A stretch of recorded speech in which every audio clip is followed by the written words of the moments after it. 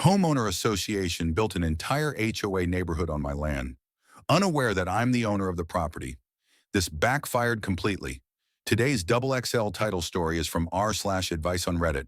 It starts like this. Hey everybody, I'm a little bit worried about an HOA near me, and I'm looking for some advice, a little backstory about me to get things started. I'm a 42-year-old woman living in South Africa. I come from a generation of farmers. I'm currently the third generation owning this farmland and run the entire 200 acres of it by myself once my father died, and it was passed on to me. Things started out a little bit difficult. I knew how to take care of a farm, but running it and taking over the things my father used to do was where it became a little bit tricky for me. My dad had hired a lot of help because 200 acres is impossible for one person to cover and do everything without things falling apart. I was able to keep the staff who already knew how to help with crops and animals, so that made life much easier for me. It turned out I knew more about business than I thought I did by just learning through watching. I went to college and got a degree in agricultural engineering. I felt like a lot of people assume farmers are uneducated or even unintelligent. Well, personally, I think that is why some people believe that we would be easy targets to go after using my education. I actually started to make some changes to the farm to help things go a bit smoother. My father had been using the same old equipment, believing that if things were not broken, then you should not fix them. I was able to redesign our entire irrigation system so that it wasted less water and water the entire field of crops more effectively. The other thing I did was invest some money into changing our milking system with the cows. He was a firm believer about taking care of all the animals by hand. While I agree that some things are important to do by hand, machines can really help a lot. I want to make sure that this land is protected and prospers for a long time. While my brother does not want to work on the farm, for physical reasons, he still helps with some financial stuff, and I can tell my nephews are very interested. And I hope that one day I can leave the farm in their good hands. I feel connected to this place, and without it, I would be totally lost. Not just from the income, but more almost spiritually. My family had been on the land since the 1800s, and not having it would just make me feel like I had a hole in my heart. I would not give this place up willingly. But I had a run-in that almost caused me to lose it for good. I guess I need to mention that the land here is not all farms and open land, like it used to be 200 years ago when my family got it.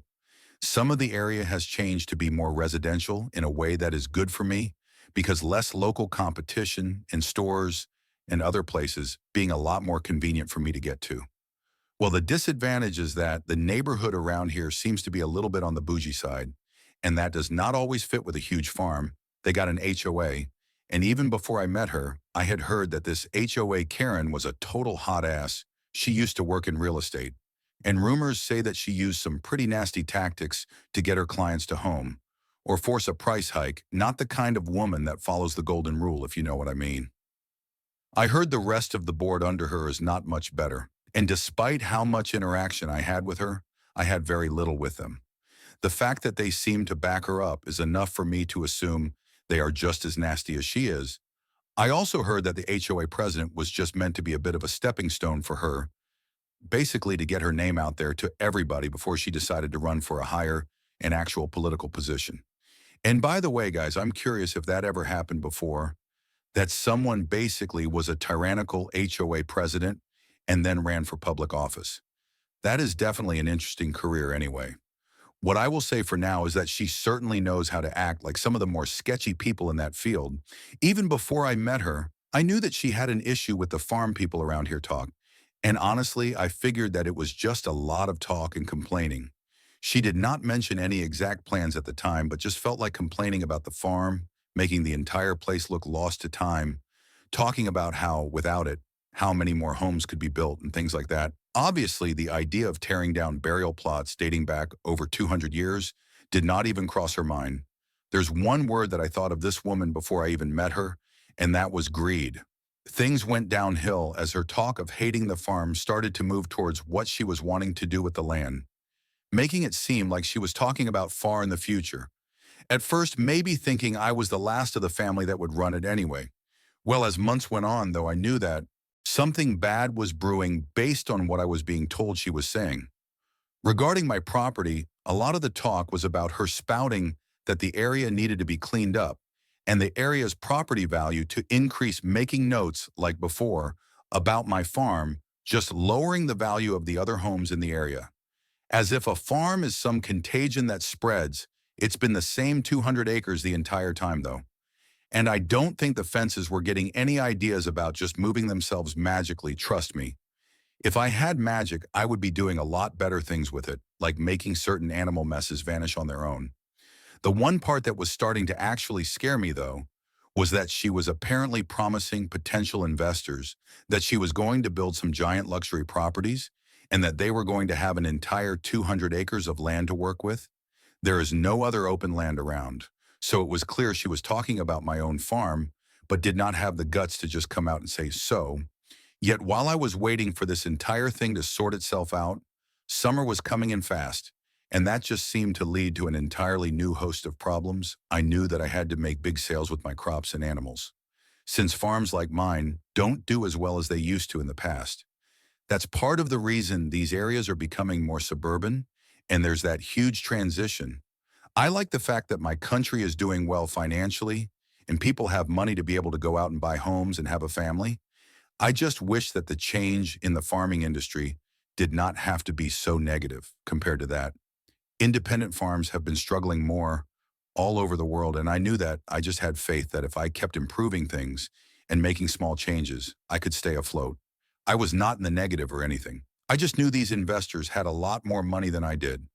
It also caused another fight with the HOA and them trying to use something against me during the summer. Here, there are some water conservation restrictions. People in the HOA get upset because it means they cannot water their lawns and keep them as perfect as they want to. My farm, though, is not forced into those same restrictions. Since it's not really a residence, it also happens to be the best harvest season for me, so I'm able to conserve some water. It just didn't seem to be enough to make the HOA not think I was out here, breaking rules and doing whatever I wanted. I am planning on spending summer harvesting crops, selling what I could, and doing some preserving of things so they could keep longer. I sell those at farmers markets, and people did like the fact that they could get some local pickled veggies or even jams from me. Locals were really the best small-scale market I had, and if the HOA turned them against me, I could end up in a lot of trouble. The last thing I want to mention is that the record system here is not the best. That's the main reason I was worried ahead of time if the HOA Karen was going to try and pull something on me. At some point, they started to keep better records of property transfers and put those into the computer at the deeds office. Well, since my farm was way before that and never had a solid transfer, I knew the records might not exist anymore. Combine that with the fact that a lot of the property lines had been rewritten to change from farms to residential, which just made the entire thing more complicated. So basically, I want to ask for some advice on what to do, because I'm a little scared the HA is about to do something. I can almost feel it inside of me that something is going to happen if it doesn't. And this is my only post. I'll be happy. But I have a feeling that I'll be back soon because of them. And then someone in the comments said, "Holy crap, this age lady sounds like a nightmare." Listen, as someone who's dealt with power, hungry HOA presidents, before you need to get ahead of the situation, ASAP, first thing, secure your property records. Even if the computerized records are spotty, there should be a paper deed somewhere in the deeds office archives. Hire a property lawyer who specializes in agricultural land yesterday. The fact that this HOA president is already talking to investors about your 200 acres is a massive red flag. Second, document everything, any interactions with her or the HOA board. Take notes with dates and times. If legal in South Africa, record the conversations too. Save any letters or notices they sent to you. The water usage thing is just her fishing. For every violation, your farm is likely zoned agricultural and not residential. So the HOA probably has zero jurisdiction over your property, but verify this with your lawyer. Don't let this woman intimidate you. You've got generations of history and legal ownership on your side. Stand your ground, but do it with proper legal backing. Good luck, and please update us. And yeah, guys, if you would be in this situation and had to go against an HOA, potentially at least while having a farm, property that dates back hundreds of years, what would you do in this situation? Let me know in the comments, and if you enjoy the HOA Farmer Stories, please don't forget to subscribe to the channel to not miss any of my daily uploads, and like the video to help me with the damn YouTube algorithm. The next comment said, "This situation is all too familiar, and you're right to be concerned, but don't panic just yet." First off, HOAs typically only have jurisdiction over properties that are specifically part of their covenant. If your farm predates the residential development, which it clearly does by like 150 plus years, there's almost no way that your property is subject to their rules, unless someone in your family explicitly agreed to join the HOA. At some point, the fact that she's talking to investors about your land when she has no ownership of it could potentially be fraud. Document everything she does and says. By the way, props on the irrigation redesign and modernizing the milking system. That kind of adaptation is exactly why family farms survive. Stay strong and don't let them bully you. Your land is not theirs to take. And now, guys, we have an update to the story. And actually, it's one of many, so please watch until the end to get the entire story. Well, guys, it's me again. And it turns out I was right that the HOA was planning something big. I just did not expect it to explode the way that it did also. Thanks to the comments letting me know that I was not being paranoid and was justified in worrying about this HOA. So it only took a week into the real heat of summer and a day after I started harvesting that I got a notice from the HOA. I had a few of these from them before, mostly complaining about my water usage or my animals causing a smell, like I said before, though I was allowed to water my crops. And I honestly cannot help that animals go to the bathroom. Well, figuratively, I guess I clean it up, but I mean, farms can smell. Sometimes it is part of life. This notice, though, was not about any of that, and instead want to inform me that they had completed the sale of 75 acres of land of my land to a luxury developer. I think it went on to talk about the new homes that would be built and praising all of them, but I was not paying that part of the notice much attention. Instead, I was focused on the part where it showed a map of where the 75 acres were, and it was all on my property. It was like they took a chunk of my land, if you can call nearly half my farm a chunk, and then sold it. I expected it to go on about what kind of cut they were giving me, even though it wouldn't have made me any less angry. I don't think I could have gotten more angry at that point. The more that I kept reading, they were demanding that I remove anything within that area of previous public space, or the developer had the right to destroy it during construction. This part of my land has a barn, a horse stable, and a ton of crops that were just about ready for harvest. I didn't think anything of it at the time, but now I'm just extremely thankful that my family's graves were not on that area. You cannot just move these things. And to make it worse, she was claiming that they were going to be starting within the week, so I really had to get started moving things. It went on more about if I didn't comply that potential fines could be given, or even legal action taken against me. I think I was so red in the face and steaming that I couldn't even think clearly. At that point, I had zero clue in this situation, what to do, or even who to call. I did not open my mail until it was night, so no kind of offices were open. The best I could do was call my brother and have him try to calm me down a bit.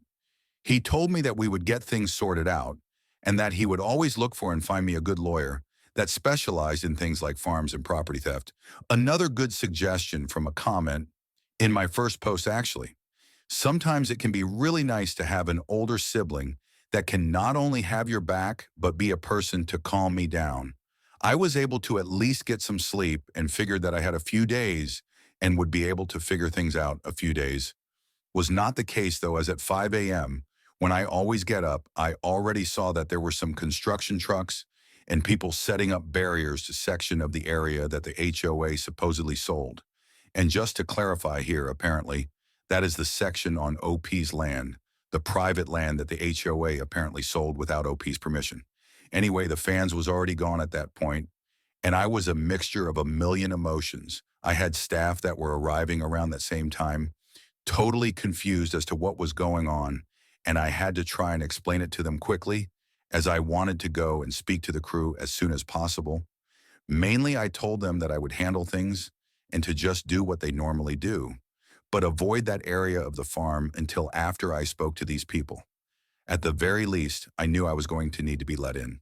Because of the animals, not to mention that I had a lot of crops, And without harvesting those and selling them, I would end up losing so much money, I would be in the negative. One of the machines they had was clearly a bulldozer that could cut through and destroy that entire area of crops, ruining them and everything. I quickly sent a text to my brother saying that they were here, but I knew he would not be awake for a few hours, so I was on my own for now. I went to the guy that seemed to be in charge of the crew and told him to make them turn off the trucks and the machines, yelling at them that they had to stop, and I had good crops and animals on this land that I had to take care of, telling him no less than 5 times that there was a mistake. And I owned the farm, including this land. I was met with just as much anger and rage with them, screaming that I was trespassing and needed to get out of the work area, claiming that if I even tried to touch a crop or go into a building, I would be forcibly removed. I started screaming that the animals were still in there, and I needed to get them out before they would destroy things. All he had to say was that the barn demo was not until tomorrow and they had plans for the animal removal. So I had nothing to worry about. I had a lot to say about this, though me nothing to worry about. You are about to destroy thousands of dollars of my income. And the only thing you can say is that I have nothing to worry about. I don't remember much of what else he was saying, as I was just gone in my anger. I do remember trying to reason with him and calming down a bit, asking to at least remove the animals and harvest the crops before they did anything. I was again refused, though, and told that I had to leave, because this was not my land, and taking anything from it would be stealing. I still refused to leave, though, and planted myself the best I could right in front of the bulldozers to try and stop him from destroying my crops. He ended up calling the cops on me and started telling them how they had permits to clear the land and that I was getting in the way. I tried to explain to the police that I owned this land and it was illegally sold without my knowledge. Again, I was refusing to move, despite the police telling me that I had to, because the crew had proof, and I didn't. The crew leader was telling the police that he wanted me arrested for trespassing. And finally, the officer just leveled with me a little bit. He told me that if I didn't get off the property, he would be forced to arrest me, and I couldn't do anything from inside a jail cell if I got off of the property, though then I would be able to file a property dispute report, and he could put a hold on everything. Basically, a big pause button until a judge could look at the dispute and see if it needed to be taken further, or if they could verify the land belonging to one party or another. And by the way, Ripe Stars, imagine if there was a mute button for entitled Karens. That is really something that needs to be invented. Maybe that could be one of the ways that AI can be used for good. For once anyway, I took that route and was told that I better get a lawyer right away, because damn, having papers and me not was not going to look good for anything. I know that some of you might think I handle things poorly, and I wouldn't disagree with you. I let get emotions in the way as I was taken by surprise. I've been told since I was about 4 years old that the one thing I got from my father was his temper. So I knew I had to rein that in. My brother was able to find me a lawyer who, in addition to the pause, was going to get a judge to grant permission for the animals to be removed since the land dispute involved them. They would need to go to a third party, basically stay at another farm until things get all settled. At least they were being taken care of. But I could not harvest the crops yet, which was also right because it was corn and it can sit a while without being ruined. That's actually, though, why I don't harvest all at once and instead do it in smaller patches. So I don't need to be overwhelmed with a lot at once. That did not mean that I was happy about any of this, but it did mean at least that I was safe for now. The HOA, meanwhile, had a meeting, and since it was an open one, I decided to go make sure that I was not going to miss anything. Plus, I wanted to make it clear to everybody what they were doing. Something I did not even need to do, because once they saw me, they brought up the issue right away. Painting it in their favor, they told people that there was a delay in the luxury homes and other plans because of me. And of course, I claimed that they had no right to the land, but they came prepared. They were open and willing to show me documents that they had.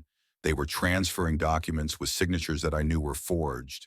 It was showing the land was signed over to them by my father before he died. With it was a notary stamp, which I later learned was done by the spouse. Was done by the spouse of the woman who was the HOA treasurer. Something was really fishy here. And I knew that if I was going to get one over on them, I was going to also need to be a little bit sneaky. So my next stop was the local deeds office. where I learned a lot of things that were extremely outdated paperwork about a farm sold in the 1800s, was not readily available in their digital system, and they did not even know if it existed anymore at all. It was beyond what their current staff could help with. But I was welcome to access the old physical records to try and find something. It was beyond what I knew. So I took another route. I hired a historian and explained to him the situation that was going on here. I wanted him to try and find anything he could relating to my property as far back as he could get it, specifically focusing on land grants and property sales. Well, he could not promise anything, but I would not consider it a waste of money, even if he didn't.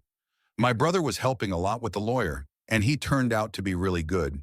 He mainly worked with land rights, and while he didn't work with farms exclusively, he did have some experience. It turns out a lot of farmers don't agree on where one ends and the other begins.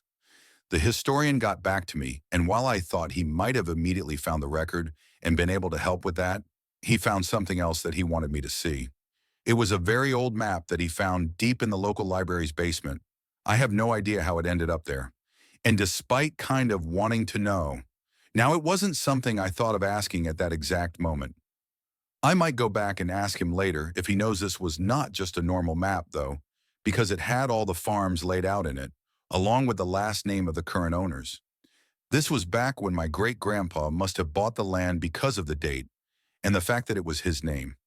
None of that was the important part, though. So the map had lines showing the property that was bought by each farmer. The land he bought back then was not the 200 acres that I knew to be the farm. Instead, it was actually 500 acres and spread to where it covered most of that HOA development. This included the HOA president's own house and most of the other board members as well. The historian also found out that in the 1970s, there was some kind of issue where the information got wiped and they had to base things on how they were. In that moment, the issue causing us to think that we only own those 200 acres. It also caused land titles to not transfer properly. Now, I was not only fighting for my land back, but if I could prove my family still owned the original farm layout, I would basically own that entire neighborhood. The stakes were now higher than ever before, and the fact that I could get some massive revenge on that HOA president really gave me some extra fuel. While this seems like something that might happen at the end of the story, I still have an entire trial to deal with, as well as the HOA president going a step further to cause more problems for me. The next wonderful person that I met on my journey was an old woman that used to work at the deeds office. When I say old, this woman was probably in her 80s, but still walking around and doing amazing. This woman was apparently one of the few that did not like how records were being transferred and not so great at using the computer anyway. She remembered a lot of things that nobody knew the first time I went to the office. The historian told her what was going on, and she wanted to give me the info that she had. I tried to pay her and everything, but she refused and just wanted to help out of the goodness in her heart. These are the type of people I wish I existed more. Instead of these HOA board snobs, she actually got me in touch with a bunch of people and made me realize that I needed a wider net than just my brother and a lawyer, if I was going to win this fight. Well, in addition to my lawyer, I got another one that worked for free, who would work with him, this one being an environmental lawyer. I was also put in touch with a larger regional deeds office that might have records that my local one did not. I hope what I have right now, though, is enough to take on the HOA. And then someone in the comments wrote, "You need to make sure to keep your cool. Losing your temper might make you look like the guilty one." OP said, "Thanks. I know I need to stay calm during all of this. No matter how hard it is, I have not blown up again since that first time. So I consider it good progress. Instead, I just make sure to throw myself into work when I think I might lose it again." Update number 2 to the story. So once again, thanks to everyone for the nice comments and advice you gave me on the last part. I know it's been a couple weeks, so I want to make another post with some updates.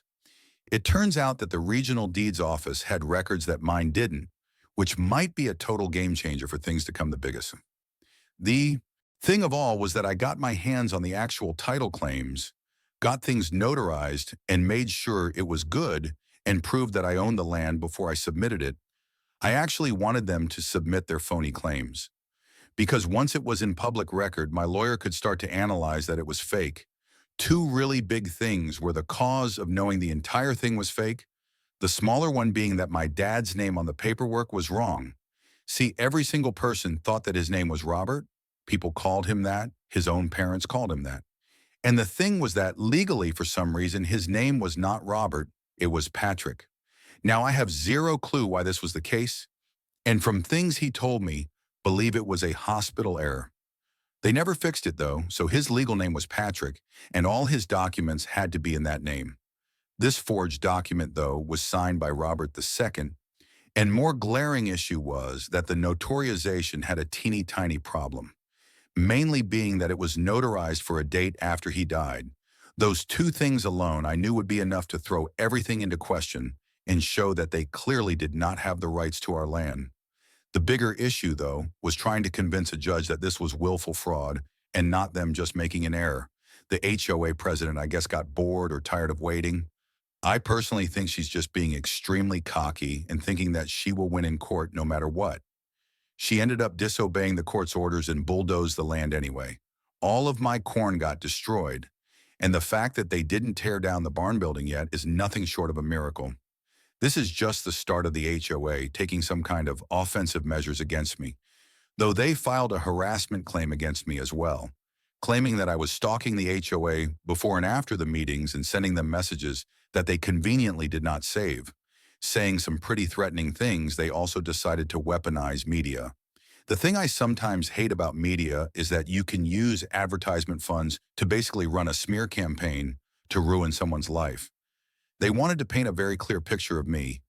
They wanted people to think that I was a crazy person that was stopping community progress for the sake of it, that I hated the modern world and was some kind of Amish person that wanted to destroy people's cars and pull down the electrical grid.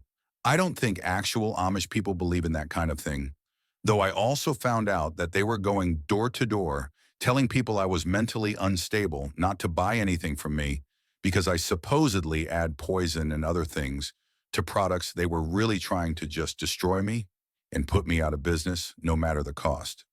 My name is being dragged so far into the mud that it looks like a pick rolled around in it. I must be the only person in the world who got excited for the fact that court was finally about to start. Though my lawyer explained that given the complexity of the land dispute and the potential criminal elements involved, this would need to go to regional court rather than just a simple hearing. The first court session was a preliminary hearing to determine the validity of the competing land claims and whether there was enough evidence of fraud to warrant criminal charges being filed separately. Both sides would present the documentation, and the judge would then make an initial ruling on the emergency injunction stopping construction. My lawyer had prepared extensively, organizing all our historical documents, the surveys and the evidence of the forged paperwork. The HOA's legal team looked confident when they walked in, but I noticed they seemed less prepared than I expected. Maybe they were still relying on their fake documents. Working the proceedings started with both sides, presenting their land ownership claims. Again, the HOA didn't know that I had submitted the authentic historical land titles to the deeds office and didn't bother looking it up before coming to court with their forged paperwork. Just to recap, though, their papers showed that my father signed over the farm using the wrong legal name and were dated after his death when questioned by my lawyer. The HOA's attorney tried to play this off as clerical errors, claiming the name was a common nickname issue, and the date was a simple mistake that they could correct. My papers showed the unbroken chain of historical land records from the 1800s through 1933, proving I owned not just my 200 acres, but potentially the other 300 acres that encompass much of the current HOA development.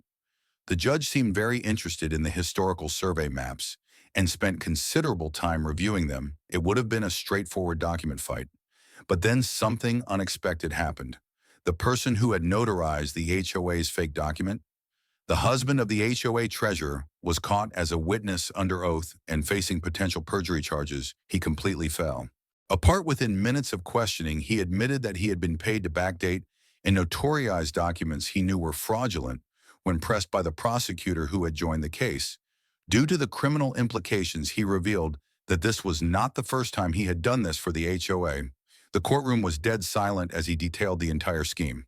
At this point, the judge called for a recess and met with both legal teams. When court resumed, the judge made it clear that while this hearing was about property ownership, the criminal aspects would be referred to the prosecutor's office for separate charges. The judge ruled that based on the authentic historical documentation and the admitted forgery, the 75 acres in dispute clearly belonged to me. However, the larger question of the additional 300 acres would require a separate property hearing as it involved complex issues of adverse possession and whether the land had been effectively abandoned by my family.